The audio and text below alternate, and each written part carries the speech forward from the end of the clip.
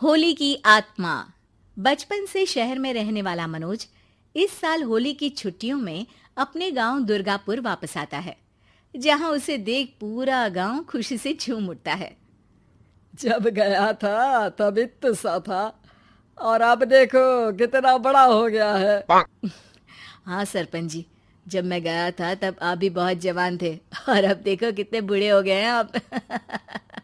चलो चलो बढ़िया है। बच्चा घर वापस आ गया। इसी खुशी में आज रात पार्टी होगी। क्या बात है, गांव में भी पार्टियां होने लगी। वैसे अगर पार्टी की बात है तो आज क्यों सीधा होली पार्टी करते हैं। होली पार्टी की बात सुन चहल पहल में अचानक सन्नाटा छा जाता है, जिसे देख मनोज को कुछ अजीब लगता है। लेकिन तभी सरपंच बात पलट देता है। अब बहुत देर हो गई, चलो सब अपने घर चलो, पार्टी के बारे में कल सोचेंगे। मनोज भी मम्मी पापा के साथ घर आ जाता है, पर होली पार्टी और उस पर पूरे गांव की खामोशी वाली बात अभी तक उसके जहन से निकलती नहीं। पापा, होली पार्टी की बात पर सब चुप क्यों हो गए थे? अरे होगी उनकी कोई अपनी बात।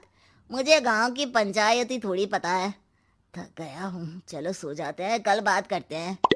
पापा की बात मानते हुए मनोज भी सोने चला जाता है। आज तो छुपा लिया, लेकिन हफ्ते बाद जब होली का दिन आएगा तब इसे कैसे रोकोगे? अगली सुबह सूरज के साथ ही मनोज भी गांव घूमने निकल जाता है, जिस पर रास्ते में उसे अपनी ही उम्र के कुछ लड़के भी मिलते हैं, जिनसे दोस्ती कर अब वो उनके साथ घूमने लगता है। इसी तरह कुछ दिन बीत जाते हैं और होली नजदीक आने लगती है।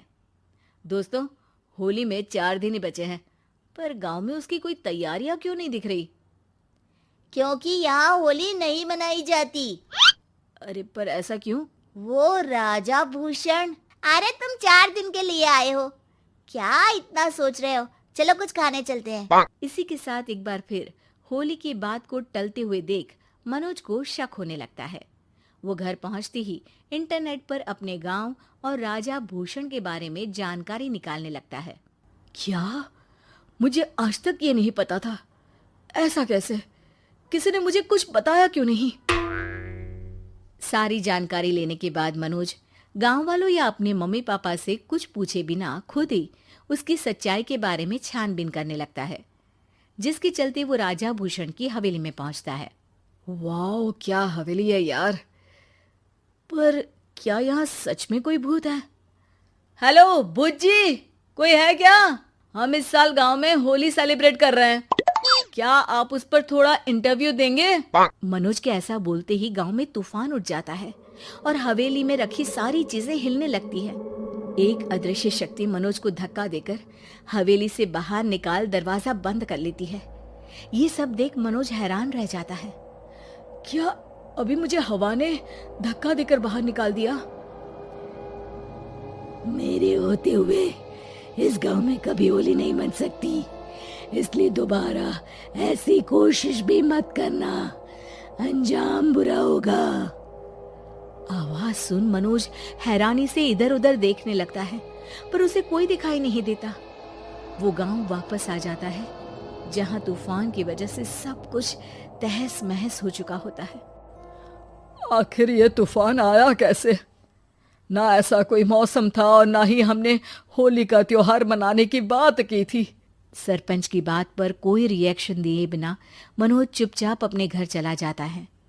इस तरह देखते ही देखते होली का दिन भी आ जाता है और मनोज रंग लेकर गांव में निकल जाता है, लेकिन गांव पूरी तरह खाली होता है। अरे त्योहार का दिन है, धूमधाम की जगह मातम क्यों मनाया हुआ है? मनोज की आवाज सुन सब अपने घर की खिड़कियां खोल के घर के अंदर से ही उसे वापस जाने के लिए कहने लगते हैं, पर वो किसी की नहीं सुनता। तुझे पहले भी समझाया था, अगर होली खेलने की कोशिश भी की तो अच्छा नहीं होगा। अरे बात मान लो बेटा, तुम्हें सच नहीं पता। मुझे सब पता है। सालों पहले इस राजा ने एक अंधविश्वास फैलाया और आप लोग आज तक उसे मानते आ रहे हो। अरे बेटा, जब तुम पैदा भी नहीं हुए थे उससे भी बहुत पहले से इस गांव पर होली का श्राप है। अगर गांव में होली का त्योहार मनाया जाता है तो प्रलय आना पक्की बात होती है। राजा भूषण इस सब में नहीं मानते थे और त्योहार मनाने लगे, जिसके चलते होली वाले ही दिन पहले उनके बेटे की और फिर उनकी मृत्यु हो गई। तभी से गांव की रक्षा के लिए उनकी आत्मा उस हवेली में रह रही है। सबकी बातें सुन मनोज उलझन में पड़ जाता है। सोचना भी मत मनोज, अगर तुमने इस परंपरा को तोड़ने की कोशिश भी की तो उसका परिणाम इस गांव और गांव के लोगों के लिए अच्छा नहीं होगा। मुझे भी यकीन नहीं हो रहा कि आप लोग एक बेतुकी बात को मानकर सालों से रंगों के त्योहार को मातम की तरह मनाते आ रहे हो। मनोज किसी की कोई बात ना मानते हुए पूरे गांव में रंग बिखेर देता है, जिसके तुरंत बाद वहां तूफान के साथ बिजलियां गरजने लगती है। अचानक मौसम में ऐसा बदलाव देख जहां मनोज कंफ्यूजन में आ जाता है, वहीं गांव वाले डर से सहम जाते हैं।